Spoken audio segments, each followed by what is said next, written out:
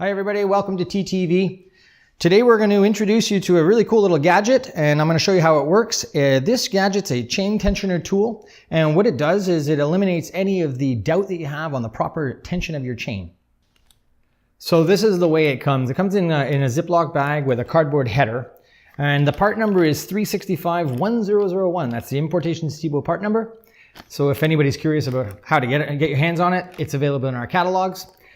The header, the cardboard header, it's an extremely important portion to retain when you unwrap this from its bag. So you would remove the header, try not to damage it too much, because on the inside of this header are some instructions, and they're actually very clear instructions on how to set this tool up properly.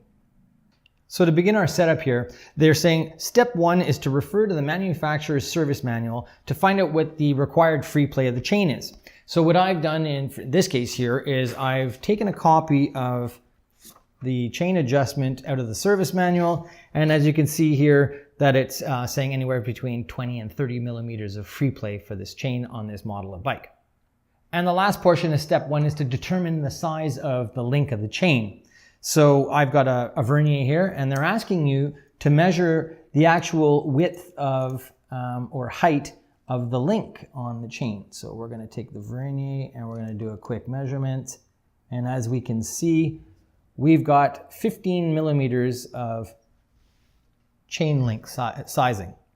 And so the final step of 1 is to take those two factors that we've just measured and to refer to the table that they have here. So they got this little table, and it's showing, okay, so 14 to 17 millimeter, which is our chain size. We know it's 15, so we fall into that category. And then after that, we knew that we have 20 to 30 millimeters of free play, so we follow that onto the guide, and it brings us to what they call setting number 1.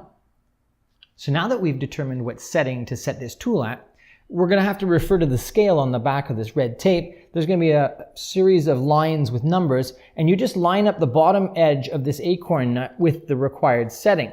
And in our case, it's setting number 1. Once you've lined that up, that bottom edge with the line, you just simply wind up this locking style nut until it touches the base of the adjuster, just like so, and you lock her down. Next step, loosen off the main nut on the axle.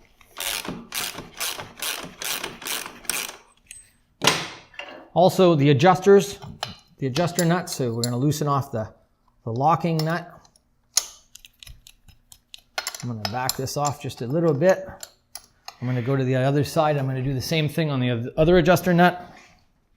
So now, step 3. Step 3, it means we got to hang our tool on the chain. And what I suggest doing is you hang the tool between the tire and the pivot of the swing arm where we have some open space here. You're going to hang that tool. You want to adjust it down to 0. We've already had it set at its required setting, which was setting number 1.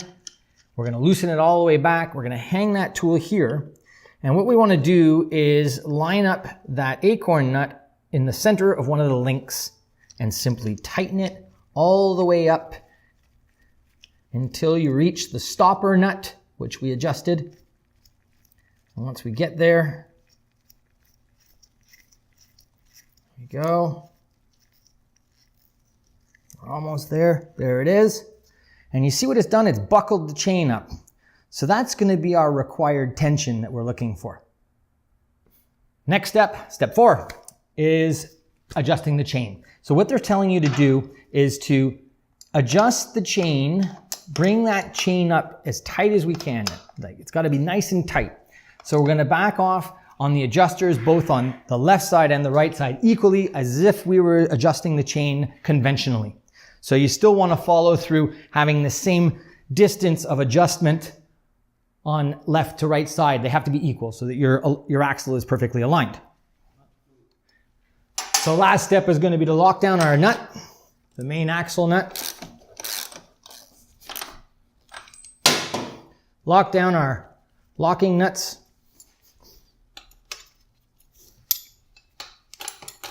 And then the final step, step 5, is just to remove our tool.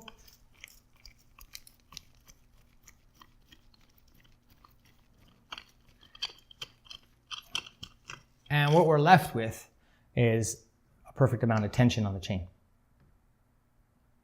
Thanks everybody for watching. Don't forget to subscribe to our YouTube channel, and we'll see you next time.